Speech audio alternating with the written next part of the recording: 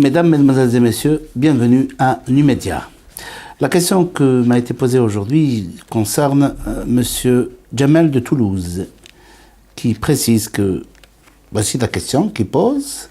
D'origine algérienne, j'ai acquis la nationalité française il y a 8 ans. J'ai commis des délits et j'ai fait de la prison. J'ai appris qu'on peut me retirer la nationalité française. Ont-ils le droit de le faire et dans quelles conditions? Pourrais-je exercer un recours contre cette décision de retrait s'il y avait lieu? Tout d'abord, je voudrais justement expliquer que c'est pas comme ça qu'on vient, parce que vous avez commis un délit, parce que vous êtes d'origine étrangère, on vous retire cette nationalité. D'ailleurs, il y avait un projet de loi qui avait été suggéré lorsque M. Nicolas Sarkozy était au pouvoir, avait suggéré de retirer la nationalité pour toute personne condamnée à une peine d'emprisonnement pour crime ou délit à l'encontre d'un fonctionnaire de police ou un fonctionnaire de gendarmerie. Et ce projet, en principe, n'avait pas été accepté, n'a pas reçu justement l'approbation de l'Assemblée nationale de la majorité, pour la simple raison qu'effectivement, on ne pouvait pas, d'ailleurs on m'avait posé cette question à l'époque avant qu'il soit proposé, de cette possibilité, le président a-t-il la possibilité d'introduire une disposition de la sorte? Et j'ai répondu que non, qu'il ne pouvait pas, pour la simple raison que le fait de désigner des personnes qui sont de nationalité d'origine étrangère, qui ont acquis la nationalité française, ça divise les Français. Il y aura ce qu'on appelle les Français de toujours, c'est-à-dire les Français d'origine française, et les Français en sursis. Pourquoi? Parce que durant une période déterminée par ce projet de loi, c'était 10 ans, pendant 10 ans, s'ils commettent un délit grave à l'encontre d'un fonctionnaire de police ou de gendarmerie, où ils sont bien précisés, ou un avocat, ou un magistrat, ou un truc comme ça, ils peuvent lui retirer la nationalité. Donc ceci est contraire à l'article 1er de la Constitution, qui prévoit que tous les Français sont égaux devant la loi. Dès lors qu'on crée 2 catégories de Français, ceci est contraire à la Constitution française, et c'est la raison pour laquelle elle n'avait pas été acceptée. Mais toutefois, c'est vrai qu'on vient d'apprendre qu'actuellement, un ressortissant français qui était d'origine marocaine avait été déchu justement de sa nationalité française tout récemment. Effectivement, dans certains cas, il est possible de déchoir quelqu'un de sa nationalité française. Cette disposition est prévue par l'article 25 du Code civil qui prévoit, donc, et c'est la loi 73-42 du 9 juin 1973, qui prévoit donc que l'individu qui a acquis la nationalité, la qualité de français, peut par décret, pris après avis conforme du Conseil d'État, être déchu de la nationalité française, sauf si la déchéance a pour résultat de le rendre apatride. C'est-à-dire qu'effectivement, on ne peut pas déchoir de la nationalité française un Français d'origine française. C'est-à-dire, on ne peut pas rendre un Français apatride. La loi interdit l'apatridie en France, c'est-à-dire la personne qui n'a aucune nationalité. Il y a interdiction. Donc, c'est prévu par la Convention internationale des droits de l'homme. Donc, on ne peut pas retirer la nationalité pour quelqu'un qui risque de devenir apatride. Ceci est exclu par cette convention internationale. Alors toutefois, donc à l'exception de ces personnes qui peuvent devenir apatrides, les autres personnes qui ont une double nationalité, ils peuvent être justement déchus de la nationalité française s'il est condamné pour un acte qualifié de crime ou délit constituant une atteinte aux intérêts fondamentaux de la nation. Lorsqu'effectivement on commet un acte qui porte atteinte aux intérêts de l'État, tout à fait normal qu'on soit déchu de sa nationalité. Ou pour un crime ou un délit constituant un acte de terrorisme. Et c'est le cas du Marocain qui avait été déchu de sa nationalité française tout récemment, après les événements qui ont eu lieu le 11 janvier 2015. s'il est condamné pour un acte qualifié de crime ou délit prévu ou réprimé par le titre 3 du livre 4 du Code pénal. S'il est condamné pour s'être soustrait aux obligations résultant pour lui du Code du service national. S'il s'est livré au profit d'un État étranger à des actes incompatibles avec la qualité de Français et préjudiciables aux intérêts de la France. Alors, rappelons que l'amnistie s'oppose à une mesure de déchéance, y compris lorsqu'elle émane de la loi étrangère de l'État dont les juridictions ont prononcé la condamnation. C'est-à-dire que on ne peut pas condamner quelqu'un parce qu'il avait, c'est-à-dire déchoir quelqu'un de sa nationalité française lorsqu'il a commis un acte ou un crime à l'étranger et pour lequel il a été amnistié. Ça, c'est une décision qui a été rendue le 26 janvier 1966, une jurisprudence, donc de voir DIP 1966, numéro 661, voir note UE. Voilà.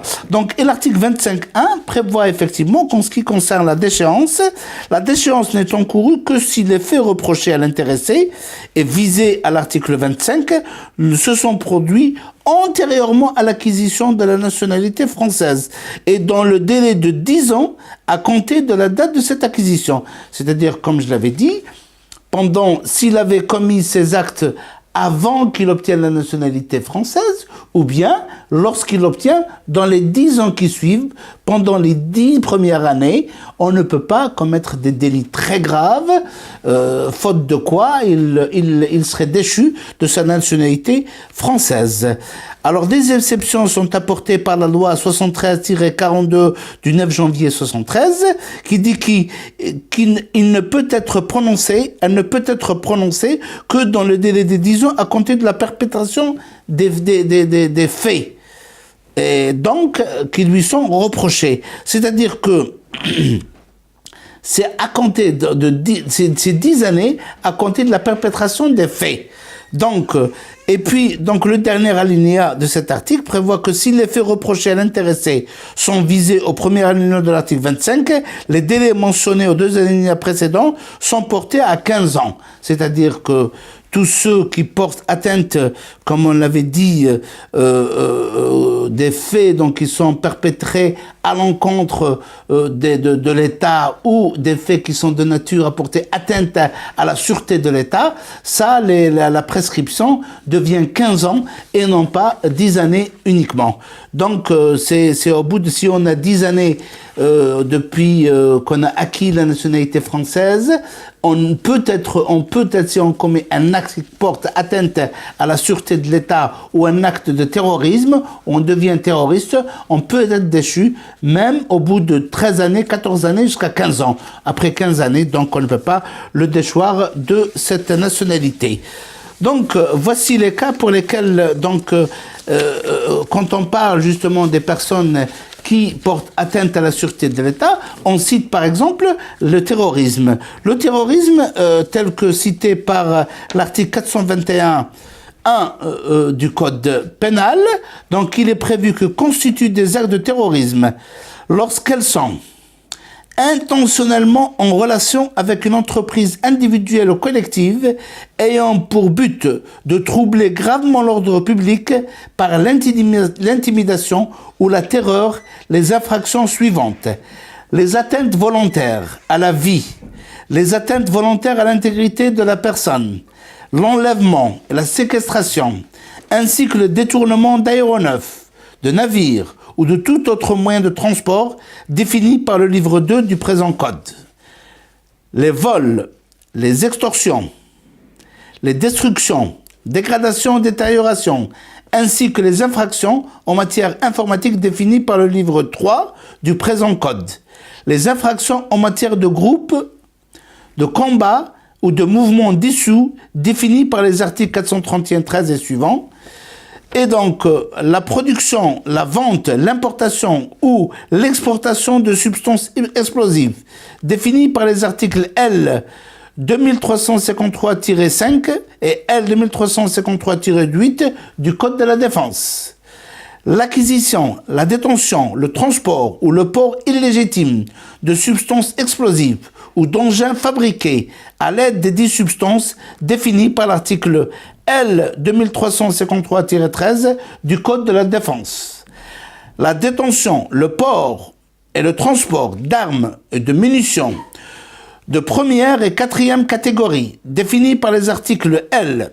2339-2 et L. 2339-5 et L. 2339-8 et L. 2339-9 du Code de la défense. Ensuite, les infractions définies aux articles précédents, c'est-à-dire l'article L. 2341-1 et 2341 du Code de la défense. Donc, ces infractions sont définies, donc, comme je l'avais bien précisé, par le Code de la défense. Donc, toute personne qui enfreint ces règles est susceptible de constituer un acte terroriste et il est susceptible de perdre la nationalité française. Voilà ce qu'on a à dire en ce qui concerne la déchéance de la nationalité française. Et je rappelle encore une fois que le fait d'acquérir la nationalité française, la déchéance peut être prononcée. Tout d'abord, nous avons des délais jusqu'à 10 ans, 10 années. Donc la personne, s'il a commis, et si des personnes avaient commis, les personnes avaient commis des actes graves, qui sont de nature, par exemple, à porter atteinte à la sûreté de l'État, et qui revendiquent la nationalité française, il ne pourra pas, qui demande la naturalisation, il ne pourra pas l'obtenir dès lors que la présence sur le territoire français constitue une menace grave à l'ordre public dès lors qu'il a commis une infraction similaire, c'est une infraction de nature justement à porter atteinte à la sûreté de l'État et en particulier le fait de commettre une infraction qui peut être assimilée à un acte terroriste, ça c'est indiscutable, c'est systématiquement quand on n'a pas la nationalité, c'est systématiquement l'expulsion du territoire français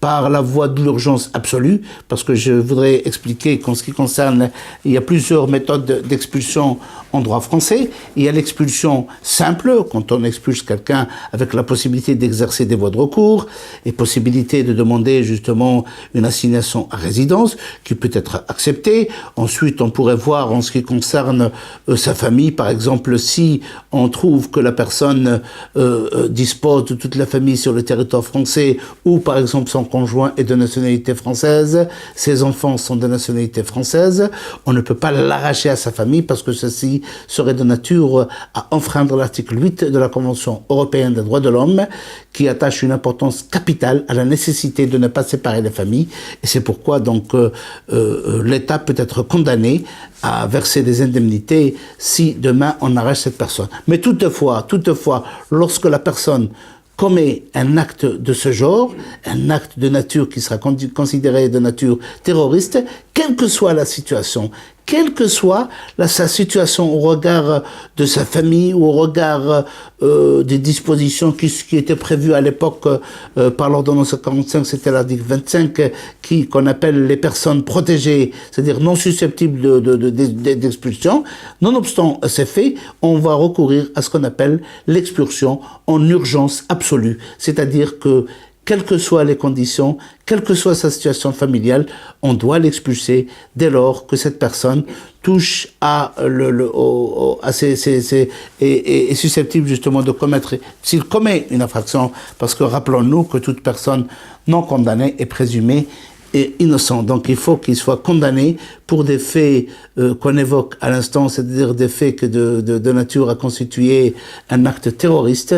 Et ces cas-là, la France est intraitable sur ce type d'infraction et les intéressés ne peuvent pas échapper, s'ils sont étrangers, à l'expulsion, s'ils sont de nationalité française nouvellement acquise, ne peuvent pas échapper à la déchéance telle que prévue par l'article 25 du Code civil. Voilà donc ce qu'on a à dire sur cette catégorie des personnes qui peuvent être déchues de la nationalité. S'agissant du voie de recours, on rappelle qu'effectivement, toute décision émanant de l'administration est susceptible d'une voie de recours. Donc, c'est vrai qu'on peut saisir le tribunal, mais il faut savoir une seule chose, que la saisine du tribunal administratif n'a pas d'effet suspensif. C'est-à-dire quoi? Que lorsqu'on saisit le tribunal en contestation d'une décision de déchéance, par exemple, de la nationalité française, on ne peut pas dire sauf si on doit démontrer une urgence absolue et demander ce qu'on appelle faire un référé en demandant le sursis à exécution. C'est-à-dire que on peut saisir le tribunal administratif pour contester la décision qui a été prise par l'administration, et parallèlement à cette démarche, on peut saisir le juge pour ce qu'on appelle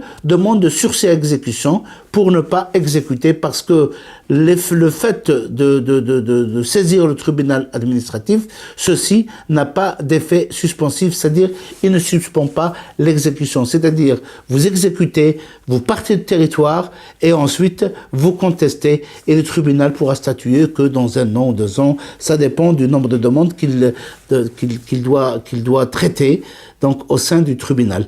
Donc c'est la raison pour laquelle il est beaucoup plus souhaitable, s'il y a nécessité de se maintenir sur le territoire français, lorsqu'il y a ce genre de décision, lorsqu'on défère justement la décision prise par le préfet, actuellement c'est le préfet qui peut notifier la décision de la déchéance de la nationalité, donc on peut la déférer au tribunal administratif, et le tribunal administratif, il faudrait qu'en même temps que cette saisine, on doit saisir en même temps le tribunal pour demander le sursis à exécution. Donc 2 démarches concomitantes qu'on doit mener devant le tribunal administratif.